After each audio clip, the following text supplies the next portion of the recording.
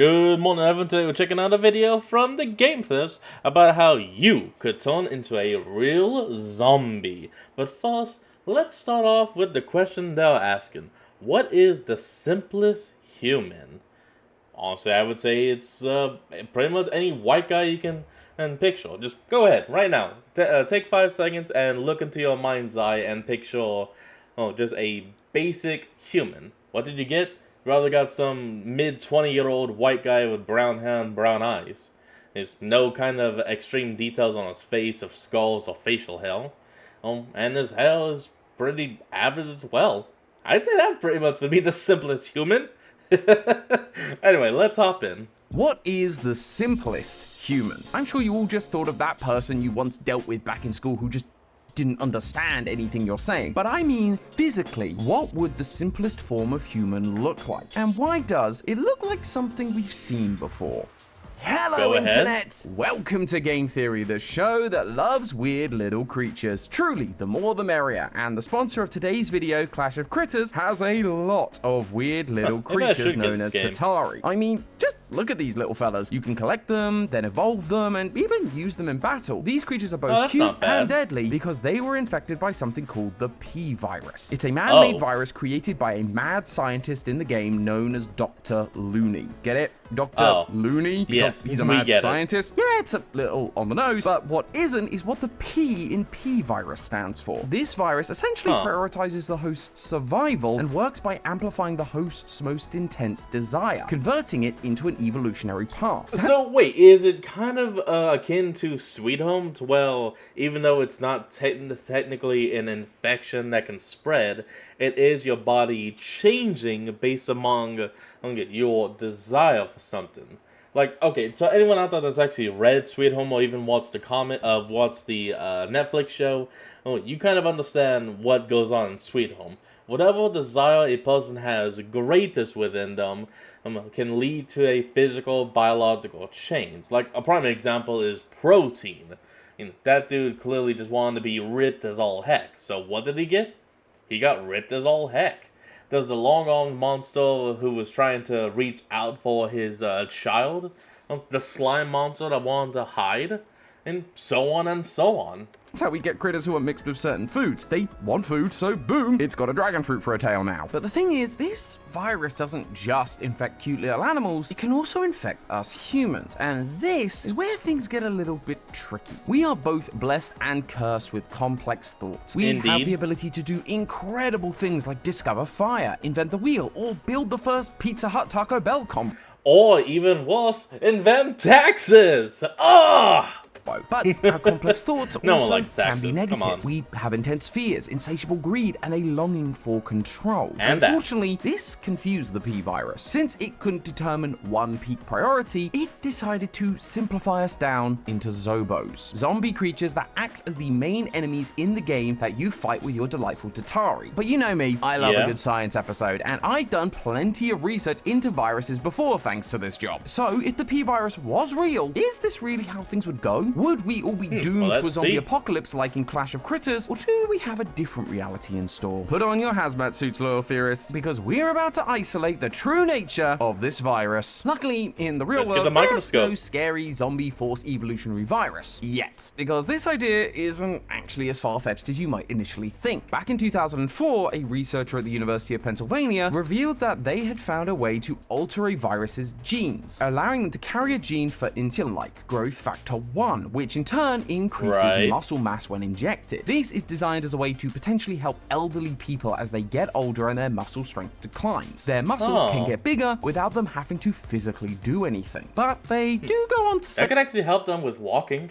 That this could be quote-unquote a natural alternative to performance-enhancing drugs. Steroids. And let's be honest, this feels like the start of any video game with a mad scientist, right? First, help the elderly by increasing their muscle mass, and you decide to take it one step further and suddenly you've got an army of zombies zombies on your hands. So it's definitely in the realm of possibility for the P-Virus to be a thing, but even with that, if it is focused on optimizing them for pure survival efficiency, are zombies the true result? What human traits would be targeted? Well, we have parts of our body that, because of evolution, are completely obsolete. Things like the appendix, tailbone, and wisdom teeth. The appendix is believed to be back from when humans were herbivores, and we had a larger system for digesting plants. The tailbone is believed to be a hanger-on from our primate ancestor days, and the wisdom teeth were also from back when we would eat much more abrasive foods like roots, raw plants, and uncooked meat. Our teeth would wear down over time on these foods, so it was useful to have a few spare. But since we don't live like that anymore, we are able to remove them with little to no consequence. So something like the P-Virus would probably target those things first, because while we don't use them, their presence in the body still requires some level of upkeep, and that is just not efficient. So poof, they're gone. Easy peasy. But then after that, things start to get a little harder. Most of what is in our bodies is used on a daily basis, and it's there for a reason. If a virus came in looking to... From the way you described it, it seems like the virus would want to increase what has kept us alive. Which would be take two, which would be all perception of the world around us, our sight, and our speed, considering that we all, were hunters, persistent hunters at that. And we didn't just chase something and give up when it started running, no, we kept going. And so perception and speed, meaning our legs, would definitely be a few of the things, or at least the first two, targeted by the virus to grow. Cut the fat, so to speak. Where would it first look? Actually, part of our body that society keeps trying to convince us we don't need most of the time. Anyway, hair. You see, while hair is metabolically quite cheap to produce, its main job is insulation. And well, clothing exists. It's the reason we aren't covered in hair like most other animals. And the Zobos are still wearing their clothes from their human lives. So it's safe to say that we just can probably do without it. Plus, we'd save on needing to eat quite as much protein, which is the main thing our body uses to make hair. We'd also get less parasites, and I wouldn't have to spend hours in the mirror making sure that my hair is perfectly coiffed for a video. After that, we'd probably start looking at other physical elements like our fingers and toes. I don't know if you know this, but we got a lot of random digits on these bad boys. That is a very complex system for a body to maintain, but when you look at the Zobos, most of probably could just knock it down to 3, get some kind of a reptile type them have grip. Lost fingers, or their hands have become mitten-like. You need a bunch of muscles and bones and nerves just to make them all function correctly and independently, which feels necessary for our daily lives, but when we're focused just purely on survival, sadly, they gotta go. Primates like spider monkeys have adapted well to only having 4 fingers on their hands, so likely our pinky fingers aren't necessary. Same goes for feet. Many animals have less toes or even hooves, so there's a chance we lose a toe or two, or even just have our toes all fused together. And it appears the P-Virus got the memo, as most of the Zobos have completely fused feet, if they have feet at all. And on the subject of bones, did you know that in the US alone, over 2 million people undergo some kind of joint replacement surgery every year? That is putting you in a very bad position in terms of survival. If you need medical intervention that much, the easiest evolutionary advantage would be to simply get rid of it. Rather than having 206 bones, we could instead fuse a bunch of those together, which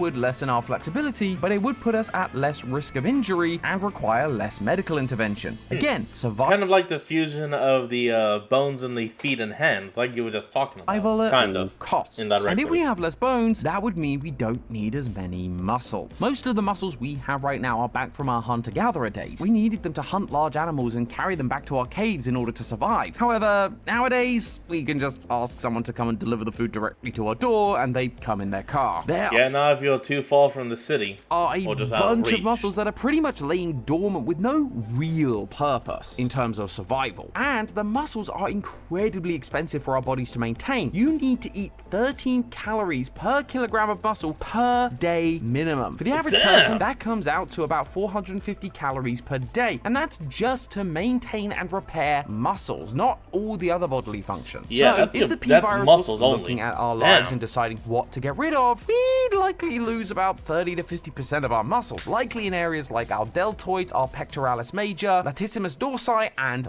biceps, in order to lower the energy costs and get rid of the parts we simply don't need. And we can see that in the Zobos, as many of them have become spindly little things, especially in their faces, which, fun fact, would be the next set of muscles to go, as the amount of face muscles we have is purely for communicating complex emotions, but they're not needed for survival, so they would likely go too. Another area we see some of the Zobos lose that we also probably lose are our ears. I'm sure most of you know that our ears are shaped the way they are because it helps to funnel the sound into your ear and give you a sense of where that sound is coming from. But the majority of hearing occurs inside the ear. Having external ears actually puts you at more risk of injury because small external appendages aren't held on by a lot. Keeping things as close to the body as possible allows you to not get caught or swiped by an enemy. And what could be closer to your head than just your head itself? We lose some directionality in our hearing, but many animals have similar hearing and they all survive pretty well, so it's clearly not that essential. Speaking of senses, evolution would also reduce our sense of smell and sight while it's at it. For sight, if we reduce our peripheral processing and our ability to see color, a huge part of our brain, the optical lobe, doesn't need to be used. Smell is largely similar. Reducing the amount we can smell massively reduces the processing demand on the brain. Reduced smell also means reduced taste, and while taste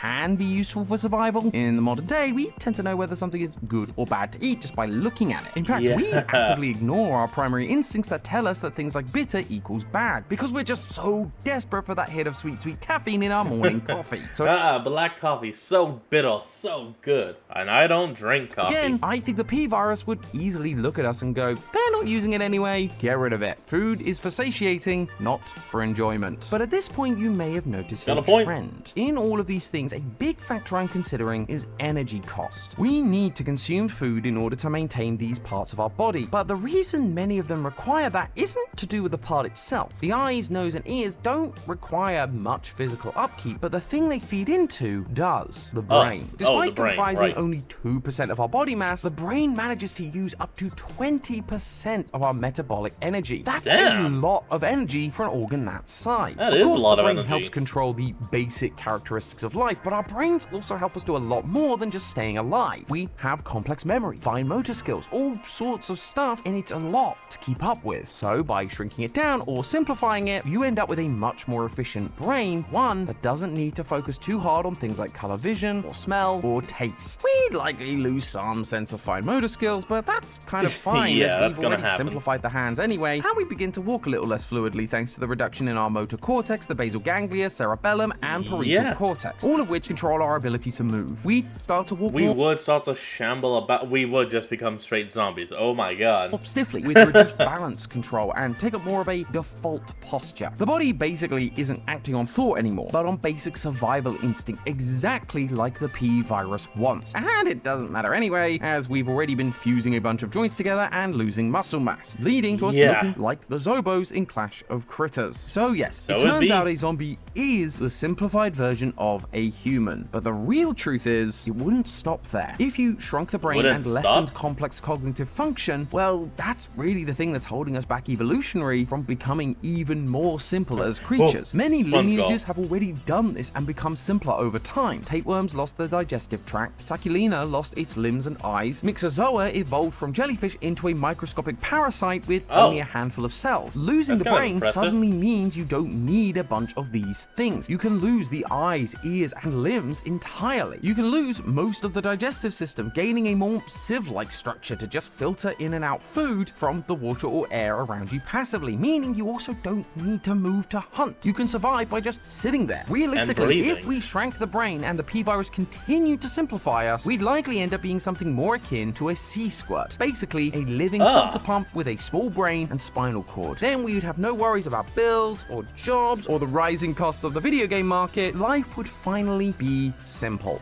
Maybe the P virus isn't so bad, but you may want to double check that. So head on down to the description and click the link or scan the QR code on screen to download Clash of Critters today. I've had a blast playing this game to I think that actually is gonna be the end of today's video. Looking at the rest of it, looks like it's just gonna be an ad for Clash of Critters. So, that's going to be the end of today's video, and I hope you all enjoyed this. Remember to like, comment, and subscribe for more. Link to the original will be in the description below, and I'll see you next time when we flick back on. Until then, this is Fox, signing out. Peace.